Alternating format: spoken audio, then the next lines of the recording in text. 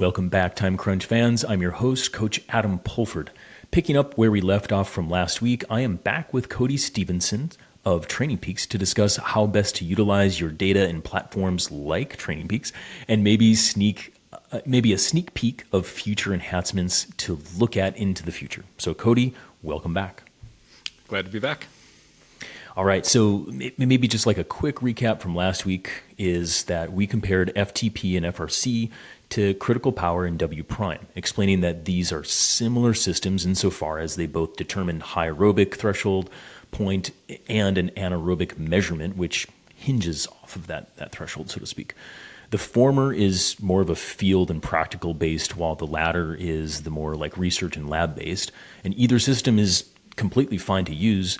You just need to know how you're actually going to use it and use the data within it to make the best decisions for your training decisions. So now if you're going to rely upon that, like some sort of like machine learning or AI populated things to make those training decisions for you, you need good data, good clean data, as well as the knowledge of how the system works. Because in my opinion, bad data in equals bad data out. And if your model is bad, so will your training. Cody, would you agree with that? Yeah, definitely. All right. Well, let's pick up right where we left off, which was talking about AI. And Cody, I ask you, is AI going to take over this endurance coaching space? Yes or no? And you said it might take some jobs. Let's talk about that.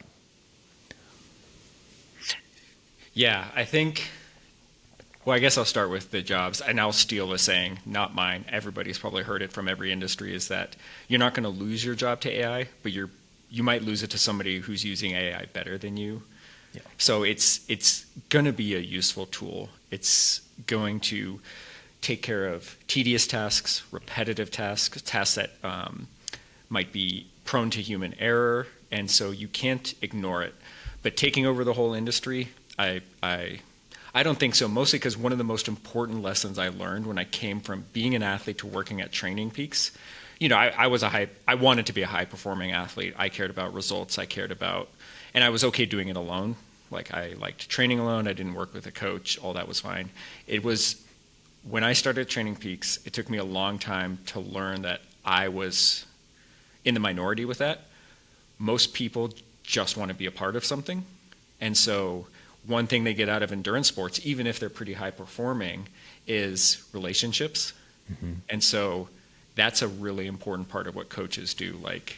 Every coach out there listening knows that you aren't just the guy who writes the training plans or the girl who writes the training plans. You are the therapist, the Sherpa, the tire pressure advisor, everything else that an AI can't do. And a lot of times you just become their friend. And that's just like a piece that AI can't do.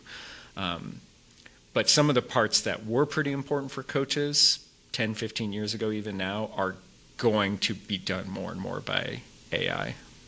Yeah. No, I completely agree with all that. And I would also say that when I'm talking with my athletes, when I'm learning about people, and we learn this even like through COVID, right? It's just like the person-to-person interaction is still so powerful that, yeah, I don't think it's going to go. I don't think AI is going to take over and take every coach's job and that kind of stuff.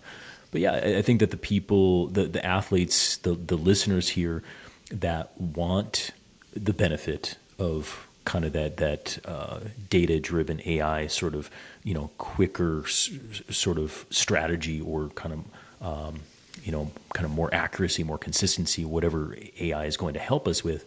Yeah, they'll want a coach that deals in that category, that works in that space. And so there'll probably be a delineation of coaches in that way. But I still know some coaches, too, that are using Microsoft Excel, and they're great coaches, right? And they talk with their athletes, and they interact with their athletes great. So it's like you don't even need the data-driven approach necessarily to be a good coach.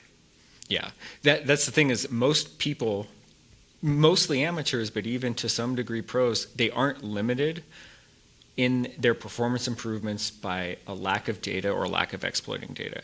Amateurs are mostly limited by time Like, yeah, you would just get a lot better if you could train 14 hours a week instead of 7 hours a week, but that's just not practical.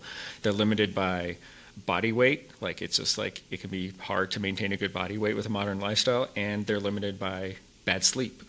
And just a million other things that isn't necessarily like all the science in the world. Well, I shouldn't say all the rest of the science in the world beyond like the science that tells you that sleep is important and that not drinking beer will help your performances. That's where the gains are going to be made, not like having a, billion parameter neural net telling you how to, win a Cat 2 race better. It's probably not going to move the needle.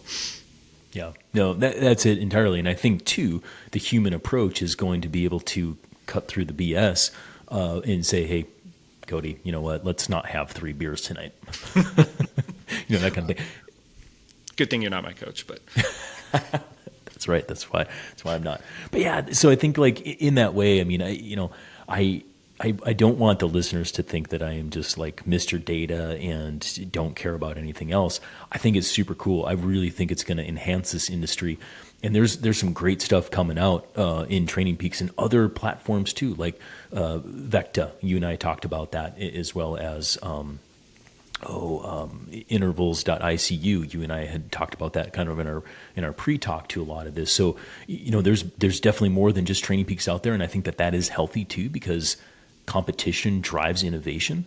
And what we're seeing out of, a lot of these platforms is better because there's more game out there in the field. So with that said, and kind of with that backdrop of understanding how these systems work and why they work, a lot with the automatic generation or auto updates and stuff. One of the things in TrainingPeaks is something that you've had for years, which is an auto FTP update. So let's have that as kind of a launching pad of sorts. Why would an auto update of a metric be useful? And keep in mind, like the FTP, updating that's going to change all the training zones, and it's also going to change, CTL build rate, ramp rates, and form fatigue and all this kind of stuff. So it's an important one, which is why I focus on it. But why would it be helpful to have an auto update, and why wouldn't it be helpful? Yeah, and that's a perfect example of kind of a pre and post. Like if you create a historical point in time for like before AI and after AI, like that's a good example, because the way it works in TrainingPeaks now is very pre-AI. It's been around, like you said. It's probably been around in TrainingPeaks since TrainingPeaks was made. It's very algorithmic. It's really simple. It's pretty rudimentary, and it'll just look for power data or running data or heart rate data and say, see, like we talked about, 95% times your 20-minute peak power.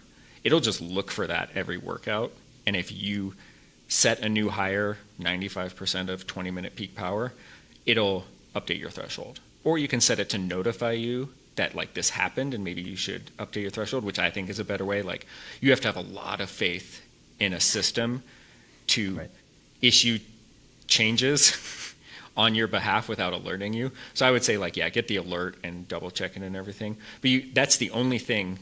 It'll look for 60-minute power too. So it'll look for 2 things and update your threshold based on that.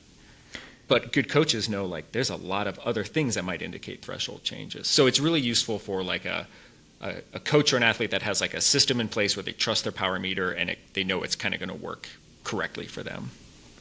Perfect. Because I was going to say, there's a lot of things that kind of go into that from the coaching standpoint, which you wouldn't want that to automatic update.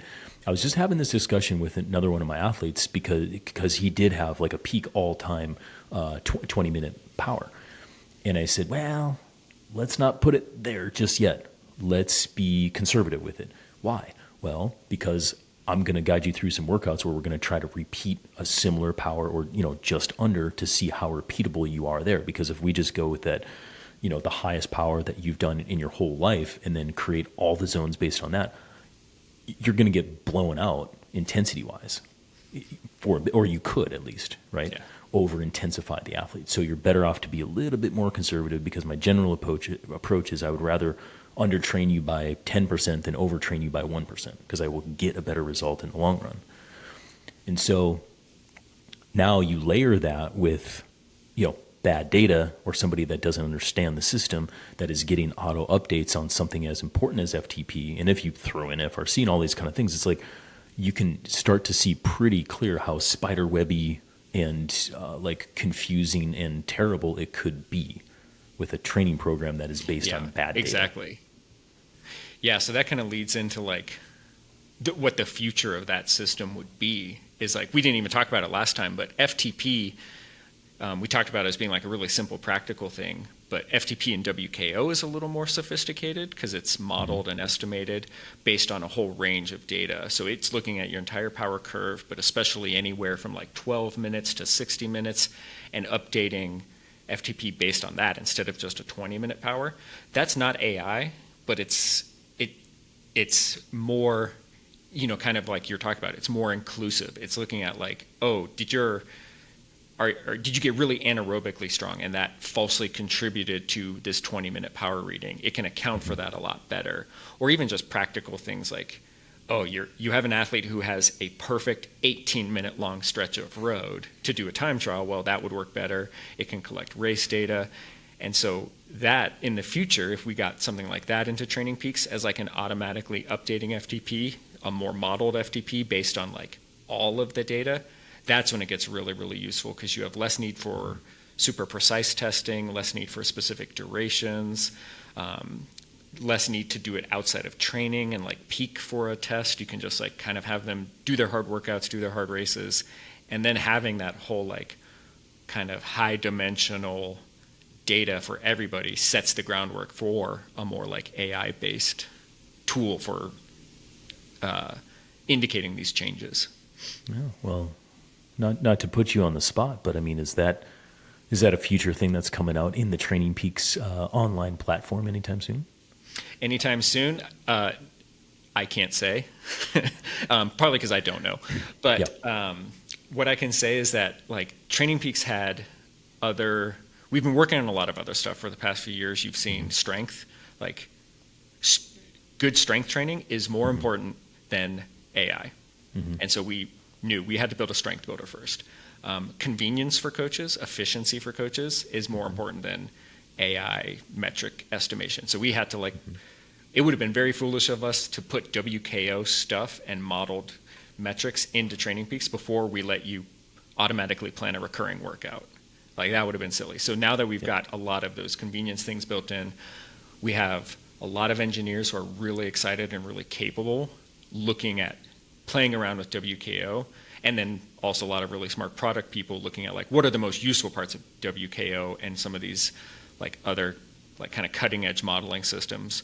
What parts are kind of like maybe falling flat for the majority of athletes? They only work in specific situations or don't really work at all. It's kind of a testing ground. So what pieces can we pull out? And so we are the most active in looking at bringing those things into TrainingPeaks that we've ever been. Yeah. And, you know, shout out to everybody at TrainingPeaks because they think in that way, right? Rather than just being super cool with all the data or overly engineered or something like this, which, I mean, some of these other platforms, like, again, intervals.icu, I really like it, but there's a lot of engineering-ish type stuff that's going on there. And so I don't think an amateur person would be able to just pick that up and you know, fly with it as quickly as somebody like Cody or myself or somebody who, you know, who knows data well, you know, that kind of thing. Whereas TrainingPeaks, it's much more like iPhone-y, right? You can pick it up and start using it pretty quickly if you're tech savvy. And so I think that it's super smart on their end. And they don't put the coaches, well, you can tell me if I'm wrong, but they put the coaches and the athletes kind of like on the same level, meaning like how would a coach need to work their business to run quickly with this, and how can an athlete take this software and run quickly with it, as opposed to getting bogged down into the data. It seems like that's what you guys do. Correct me if I'm wrong.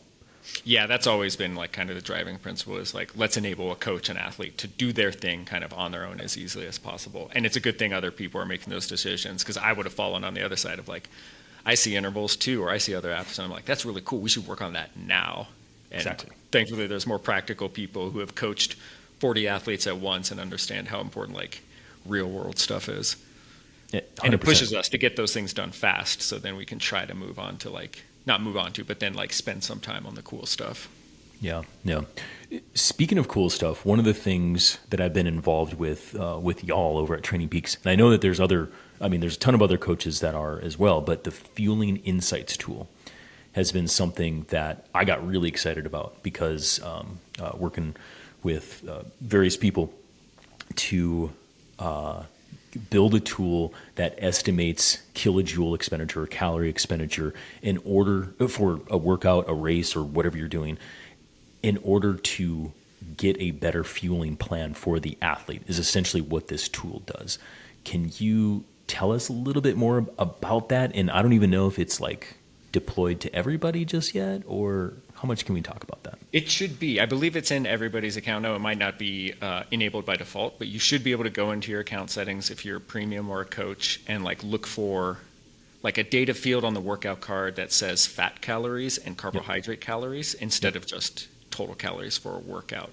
And that's really like, it's just two little data fields that sit there. But like you said, like the kind of the big thing we all know over the past couple of years has been like the amount of fuel that people take. Like it boggles my mind. Like you and I are kind of from similar eras of racing. It used to be 1 gel an hour. And that was a kind of one 25-gram gel. A 25-gram gel. Yep. Like 100 calories an hour of gel. You have got glycogen. You'll be fine. And now I'm like reading about how much people are eating now. And it's just a logistical battle for how do you carry or hand somebody that much food, and then how does your gut handle it? So yeah, when you're talking about 100, 150, 200 grams an hour of carbohydrate, and then on the flip side, on the ultra side, fat adaptation has kind of like fallen out of popular discourse, but I still think it's really important, and something to keep in mind is like, oh, how much fat are you burning? How much fat could you be burning? How much carbohydrate are you burning? So like a tool to like show you a better estimate of that is what this tool has been. And we wanted to, it took us a long time. This was the kind of thing where if you just came up with like an estimation algorithm, say like what some companies will use for VO2 max, you just come up with an equation that's pretty close, see if it's check a regression against it with real data, and then plug that in and it'll give you a number. Which you could have done with like, everybody, once they get to 60% of VO2 max or 50% of threshold, that's where they're going to start burning more carbohydrate. We could have done that. But instead, Inigo San Milan has been doing a lot of research, collecting a lot of data. He kind of had this inkling that it's not consistent enough among everybody. And so his kind of big idea was that, and this is part of the configuration in TrainingPeaks for it, is that it's grouped based on like kind of your level in the sport and your sex as well. So those are both settings that go into this. Is if you're a beginner versus competitive versus world class, the ratio of carbohydrate and fat that you burn at a given intensity is actually pretty different among those groups. So we had to account for that.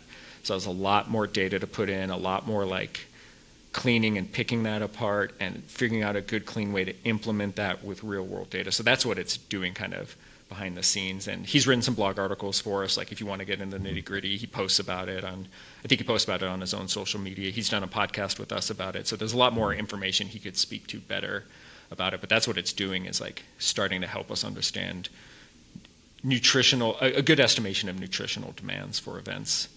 Yeah. That's absolutely it. And I want to get him on this podcast to talk a little bit more about that once everything is, up and running and going. But to kind of recap this for our listeners, the kind of soup to nuts of it is like, we know you're expending a lot of calories while training. When you're doing endurance sport with a lot of intensity, it's more carbohydrate. When it's ultra stuff going all day, it's more fat, right? So we can build the intensity, we can build a model to show how much calories from carbohydrate you're burning, how much from fat you're burning, and then develop a fueling strategy on that carbohydrate in particular. And then we just kind of lump in like some sustenance that happens with, the fat and some of the protein that you're coming, but it's going to be driven primarily through carbohydrate. And it's not like, it hasn't changed what I'm doing as a coach, but it's helped me to show it better. And I think that that's what's so important, which is crazy to me that you guys have probably spent like years developing this and working with one of the greatest like coaches and physiologists out there right now to do this thing where I'm just like, oh yeah, it doesn't do anything different. Like it doesn't change what I do, but it validates what I do, which I think is powerful. Yeah. Yeah, putting real numbers on it helps. And one thing we've seen where it is changing people a lot is people coaching very new athletes. That like lowest group, the most like entry level or like least trained group. It was surprising to all of us to the point where we kind of doubted it. Like we kind of double and triple check the data that they hardly burn fat. And that was kind of surprising, is that even at really low intensities. Yeah. So that is starting to change. Like you would think like, oh, if you go as a new athlete and weight loss is part of your goal, like, oh, it actually could be harder than you think. Because as soon as you're at 30% of threshold, which is really like not a real training level, you're already burning almost entirely carbohydrate. So it's like, oh, that can help set expectations or change fueling strategies for that type of athlete. Like, oh, you're probably not you're gonna have to rethink parts of this for that. And that was kind of eye-opening to some of us. But yeah, then at the upper end, it was like just putting solid numbers on it and validating it to athletes. Yeah, totally agree with that. And so follow-up question to that for you, because I don't know this, is the Fueling Insights tool available to self-coached athletes on premium subscription to TrainingPeaks? It should be. I believe it is. I'm like 90% sure it is. Okay, we will confirm that and put a link into, because there are some articles out there, we'll put a link into it. I just want to be sure that I'm accurate in stating that, because again, this is a new tool. And for those who are curious and they're self-coached athletes, I would definitely use this, because like Cody said, it's like if you're new to the sport, this is another tool, another layer to help guide you in the stuff that's super hot right now, which is fueling your body to meet the demands of whatever you're doing out there, ultras, crit racing, cross, whatever it is. So Cody, we're kind of going long here, but I definitely want to mention TP Virtual. This is another tool that you guys have been rolling out. I was on the original stuff. I will say it was like cool, but buggy and lacking a couple things. And like recently, as I've been like utilizing it more, it keeps on blowing my mind because of the enhancements to it, because of how it works. But I think goes back to how you how everybody at TrainingPeaks kind of thinks with like the coach and the athlete here. They can pick it up and run with it, and also customize and let the coach go do their thing with it by building community. Can you talk a little bit about TP Virtual, what it is, and why people listening should maybe go try it? Yeah, TP Virtual is like our virtual training and racing platform with kind of like you said, two or three kind of different pillars that I think make it kind of unique and exciting. One, you talked about like community and branding. Other virtual platforms do pretty good with community too. We have lots of like custom branding. So like if you as a coach want to set up your own team kit and club kit, you send us we have a format file, you send us your kit, we set it up. We're moving into more and more like race branding. So like if you set up a race series, the finish banner and the things on the side of the road can be your club or your events company or your coaching company or just the name of the series. So you can like do a lot of customization, get athletes. Like I said, a lot of athletes just want to be a part of something so they can feel like, oh, I'm in this group. And then like for the coach athlete relationship, like a spectating and coaching mode. And we're still working on more stuff with that. So you can just like watch your athlete race without having to be like try to set up and be riding at the same time if you don't want to be. Easier ways to like watch racing for like if you have a whole squad or a group of people riding.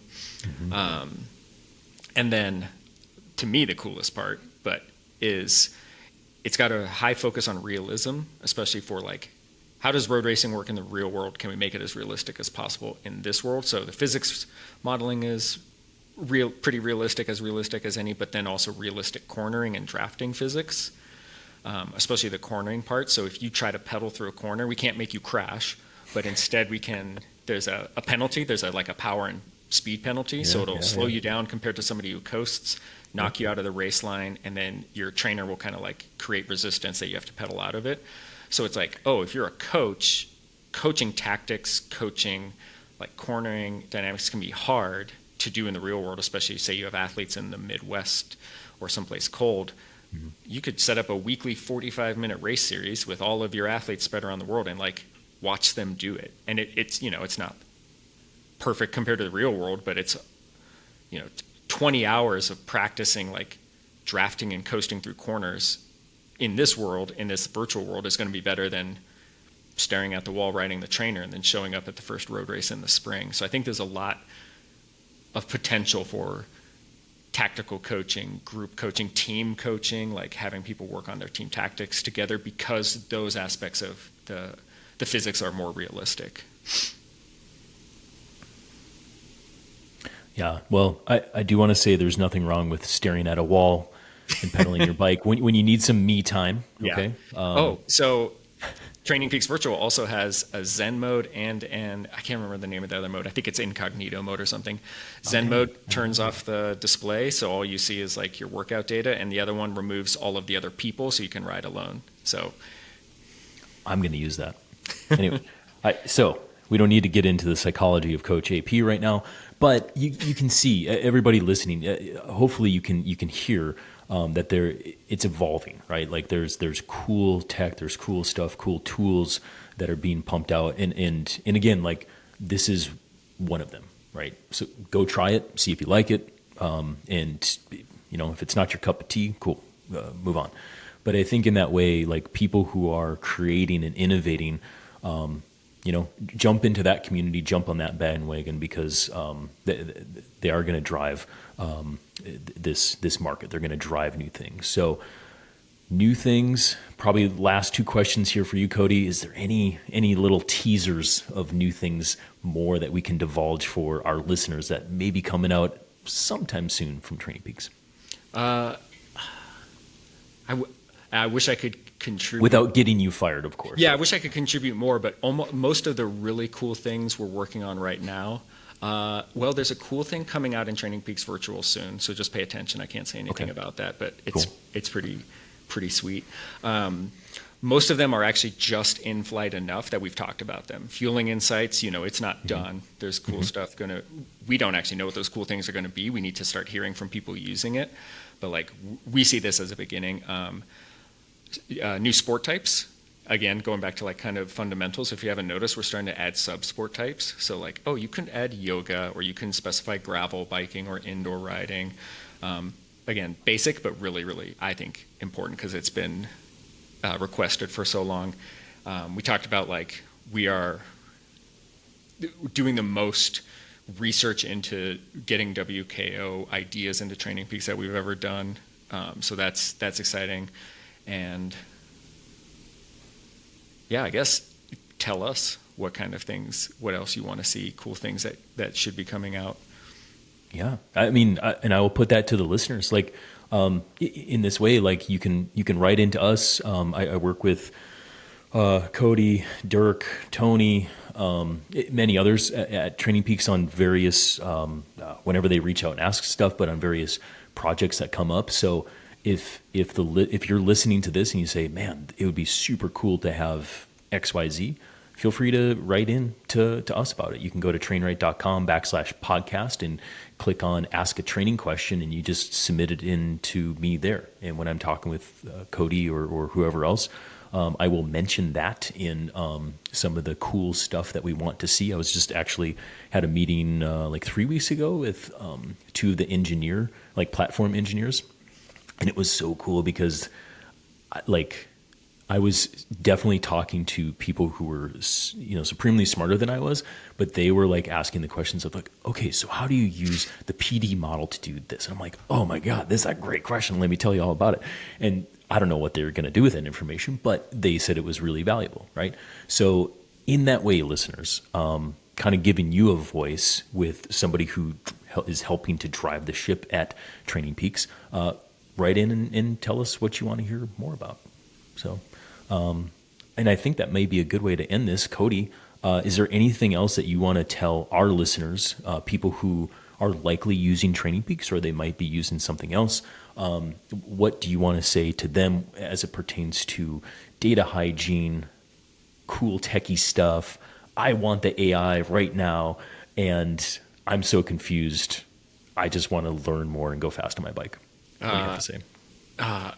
I think you can cover most of the training and coaching stuff. I guess I should say one more thing on AI. We kind of alluded to it. I think the best way to make progress with it, if you're already integrating a lot or you are curious about it, is to do some basic learning about how they work. Especially like right now, AI is such a big thing, but what most people are talking about right now is LLMs. And so like, can you, even if you're not a super technical person, look up the Matchbox neural network or the Matchbox machine learning model. It was like the first analog proof of concept for how a neural network can learn. And it was done totally like literally analog. There were no electronics involved. It was about in the 1960s. Go find a podcast or a 10-minute YouTube video about how that works. Read a couple articles about how these things work. And that can help put you in like such a better frame of reference for what they do, how they work, and then how you can realistically use them. It'll help you understand like what tools it will help you, what things it can help you do really well, and avoid the things that like, that's how it works. It's never going to be able to do X now that I understand that. So it's worth learning just a little bit of the basics to like, you're hiring an assistant, so learn how they work. Wow. That is a great way to end this podcast. I think that's a really good advice. I'm going to go do that myself because I've been telling my athletes as well as like on this podcast is just like learn how the system works before you're critical, before you buy it, before you jump into it, before you just like learn more of how it works, right? Then go do and then keep on learning because I think that is probably the healthiest approach with any system that you're pouring your life into because keep in mind, I mean, you spend 7, 10, 12 hours like doing this training thing. You want to make sure that it's actually going to give you the result that you want. So learn how the system works. Exactly. Yeah. Cool. Cody, I appreciate your time so much. We got 2 episodes out of you and a ton of knowledge. So thank you for your time, and please tell Dirk and everybody over at TrainingPeaks that thank you for letting us steal you for a little bit, and maybe this turns into more podcasts down the road. Yeah, thanks for having me. It's a great time. Hope to be back. All right. Thanks, Cody.